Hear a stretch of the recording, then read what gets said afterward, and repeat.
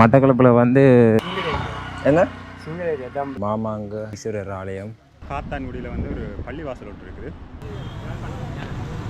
கிழக்கு மாகாணத்தில் கல்குடா ஊரில் இன்னொன்று பே கெஸ்ட்டில் நிற்கிறோம். நேற்று வந்து நாங்கள் திருவண்ணாமலையிலேருந்து நாங்கள் இங்கே நாங்கள் இங்கே வந்து பாசிக்குடா பீச், கல்குடா பீச் அதை ரெண்டையும் நாங்கள் பார்த்துனாங்க. ஆனால் பாசிக்குடா பீச்சில் வந்து அதிகமான மக்கள் வந்து இருந்தவை. இந்த கல்குடா பீச்சில் வந்து மக்கள் வந்து குறைவாக தான் இருந்தால் நாங்கள் அதை பார்த்துட்டு அப்படியே வந்து நாங்கள் வந்து இப்போ இங்கே தான் நிற்கிறோம். சரியாக இப்போ 12 மணி.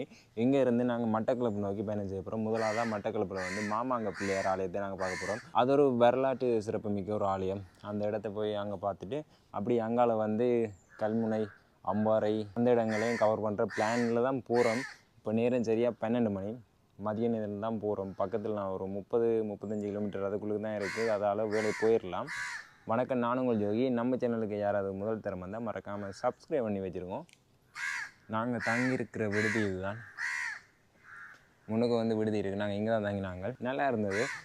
காலம்பு சாப்பாடு வந்து முட்டை உரித்து பான் தந்துச்சுனா, அடுத்தது ஒரு ஜூஸ் தந்துச்சுனா, அதெல்லாம் குடிச்சிட்டு தென்பா நிற்கிறோம். அப்படியே நாங்கள் பயணத்தை தொடருவோம். வாழைச்சேனை நகரத்தில் நிற்கிறோம். இந்த இடம் வந்து பயங்கரமாக சன நெருக்கடி உள்ள இடமா தான் இருக்குது. இந்த இடத்துல வந்து அதிகமான சிங்கள மக்கள் வந்து இங்கே வாழலாம். அதே மாதிரி கல்முனை, மட்டக்களப்பில் வந்து தமிழாக்கள் இருக்கணும், சிங்களாக்கள் எல்லோரும் வந்து இருக்கணும்.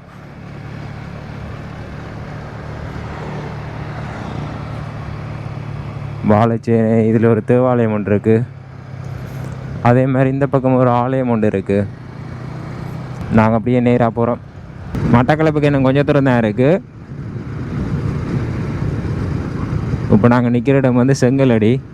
மட்டக்களப்பில் ஈஸ்டர்ன் யூனிவர்சிட்டியை நாங்கள் தாண்டி அப்படியே போய் கொண்டிருக்கிறோம்.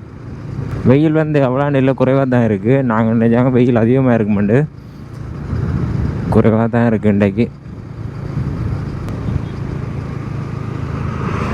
வேறாவூர் நகரத்தில் இருந்து தாண்டி போய் கொண்டிருக்கிறோம். வேறாவூர் நகரத்துக்கு வந்து சன நெருக்கடி வந்து அதிகமாக இருந்தது. இன்றைக்கு வந்து மதிய நேரமே இங்கே வந்து பயங்கர டிராஃபிக்காக இருந்தது. நிறைய கடைகள் வந்து இந்த வேறாவூரில் வந்துருக்கு. இன்னும் ஒரு கொஞ்சம் தூரம் தான், ஒரு 20 நிமிஷத்தில் நாங்கள் மட்டக்களப்பு நகரத்துக்கு போயிடுவோம். மட்டக்களப்பை வந்து மீன் பாடும் தேன் நாடுன்னு சொல்லுவினோம். கேள்விப்பட்டாக்கள் வந்து கருத்துக்களை தெரிவிங்க. மட்டக்களப்புக்கு போகிறதுக்கு முன்னுக்கு ஒரு இளநீ கடை ஒன்று இல்லை, அண்ணா நிப்பாட சொன்னார். சரி வேண்டிட்டு இளநீ கடையில் நிப்பாட்டிட்டோம். அண்ணா வந்து அவரோட காய்ச்சி பண்ணிக்கிறார்.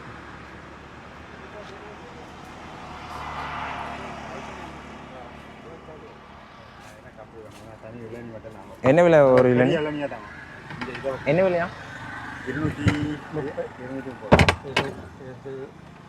வீட்டை போய் நீங்கள் கேட்டு அப்படியே கொலையா வேணுங்களா இல்லாட்டி சந்தைக்கு வேணும்? எங்க அங்கேருந்து எடுக்கிறீங்கண்ணா?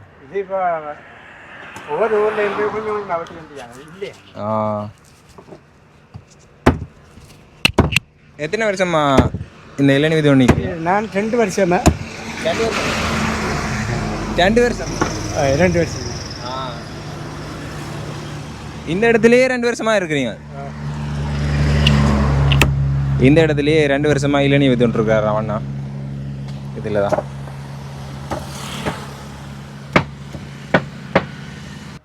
மட்டக்களப்புக்கு வந்து விட்டோம். மட்டக்களப்பில் இருக்கிற மாமாங்க ஈஸ்வரர் ஆலயம்.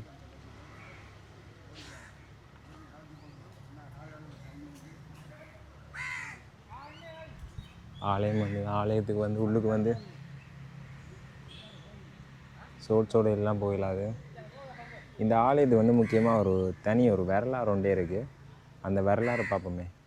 மட்டக்களப்பில் அமைந்துள்ள மாமாங்க பிள்ளையார் ஆலயம் புராதன கதைகளின்படி ராமாயண காலத்தில் சீதையை தேடி இலங்கைக்கு வந்த ராமர் இவ்விடத்தில் சிவபெருமானை வழிபட்டதாக நம்பப்படுகிறது. இந்த ஆலயத்தில் ராமர் வைத்த அரிசி உருண்டை சிவலிங்கமாக மாறியதாக கூறப்படுகிறது. மாமாங்கம் என்ற பெயர் பண்டைய காலத்தில் நடைபெற்ற மகா திருவிழாக்களுடனும் புனித நீராடல்களுடனும் தொடர்புடையதாக கருதப்படுகிறது. ஆலயத்தின் கட்டிடக்கலை திராவிட மரபை பிரதிபலிக்கிறது. இன்று இந்த ஆலயம் ஒரு கோவில் மட்டுமல்ல, தமிழர்கள் பாரம்பரியத்தையும் ஆன்மீக மரபையும் பாதுகாக்கும் அடையாளமாக உள்ளது. இந்த ஆலயத்தின் வரலாறு இதுதான்.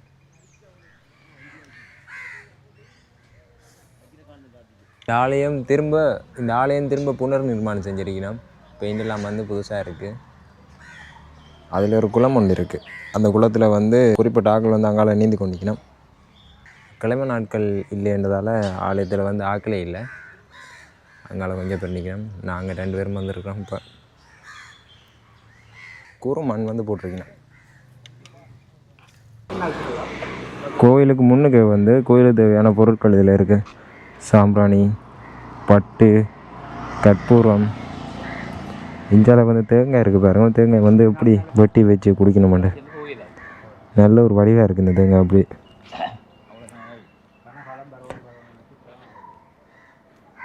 தேங்காய் நல்ல வடிவாக வெட்டி இப்படி வைக்கணும். அங்காலயம் ஒரு கடை இருக்குது. முன்னுக்கு வந்து ஆலயம். Sea view resort, Navaladi road, Batticaloa. இன்றைக்கி இரவுக்கு தங்க போகிற விடுதி தான். மட்டக்களப்பில் இருந்து கல்லடி பாலத்தை தாண்டி அப்படியே ஒரு தங்குற விடுதி ஒன்றுக்கு வந்துட்டோம். இப்போ இங்கெல்லாம் பேக் வச்சுட்டு அங்கால வந்து கடற்கரை இருக்குது. அண்ணா வந்து கடற்கரையை போகிறார். பேக் வந்து மெயினாக வைக்கிறதுக்கு காரணம் பேக் வந்து பயங்கர வெயிட்டாக இருந்தது. அதனால் அந்த பேக்கெல்லாம் கொண்டு எல்லாமே இருந்தேன். அந்த ஒரு காரணம்தான் பேக்கை வந்து இந்த விடுதியில் வச்சுட்டு அப்படியே நாங்கள் போக போகிறோம் கல்லடி பாலம். ஆனால் நேரம் வந்து தான் 4 மணி ஆகிட்டுது. அப்படி அந்த விடுதியை பார்த்துட்டு வாங்க.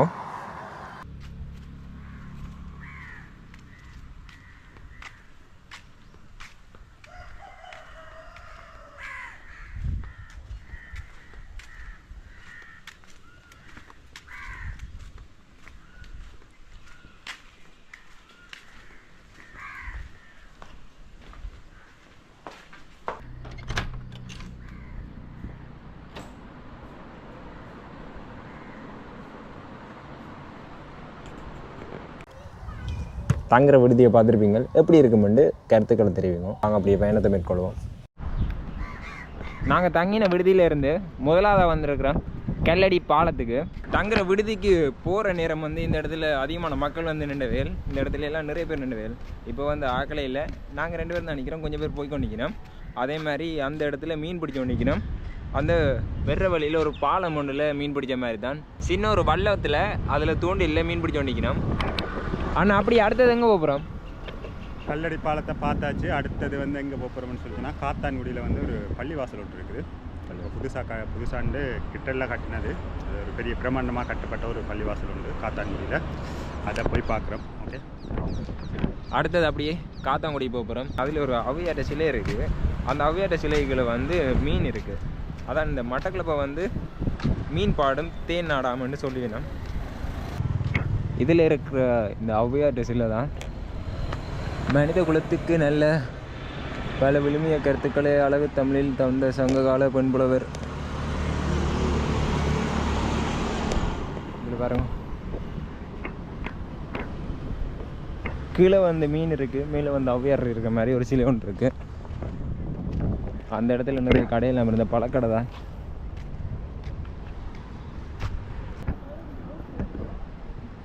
முக்கியமாக இந்த பாலம் பிரிட்டிஷ் காலத்தில் கட்டப்பட்ட பாலம். முக்கியமாக பைக், அடுத்து வந்து ஆட்டோ வந்து இந்த பாலத்தில் வந்து பயணம் செய்யுது. அதுக்கு பதிலாக கிணறு விமானம் புரண்டா அங்கே இருக்கிற புதிதாக கட்டப்பட்ட பாலத்தில் தான் போயினோம். இந்த பாலத்தை பாருங்க எப்படி இருக்குன்னு. இந்த பாலத்திலே இந்த இரும்பு கம்பியில் வந்து பேரெல்லாம் எழுதியிருக்கணும். அப்படியே அந்த லைன் ஃபுல்லாக அப்படியே போய்கொண்டே இருக்குது. சூரியன் மறையுது அந்த பக்கம், பார்க்க நல்லா இருக்குது.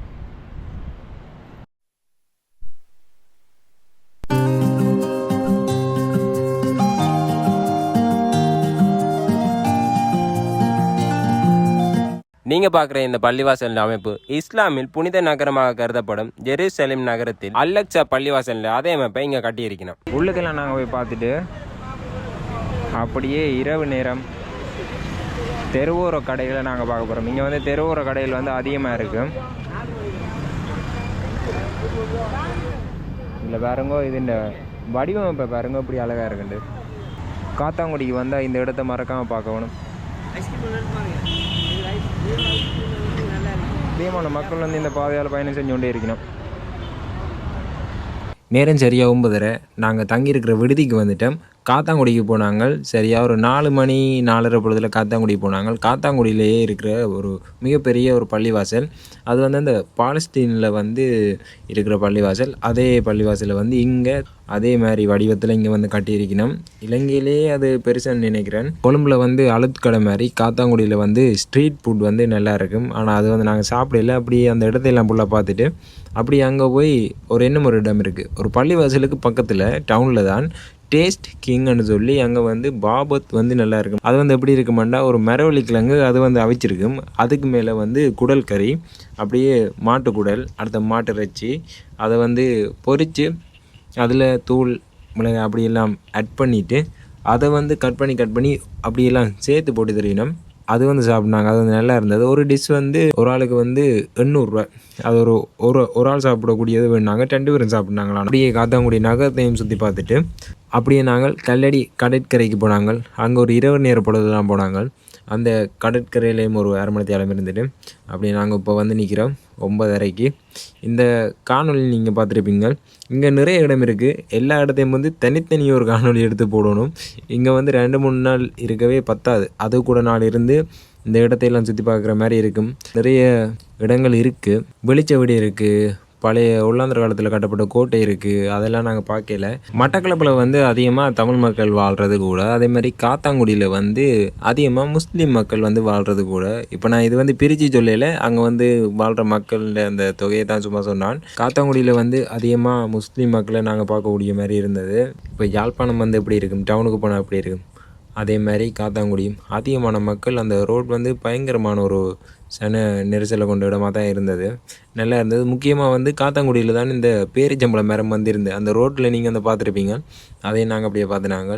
இப்போ வந்து சீசன் இல்லைன்னு நினைக்கிறேன். பேரிச்சம்பளம் ஒன்றுமே இல்லை. இந்த காணொலியை நிறைவு செய்கிறேன். அடுத்த ஒரு காணொலியில் சந்திப்போம். அதுவரைக்கும் உங்களிடமிருந்து விடைபெறுவது ஜோகி. நன்றி.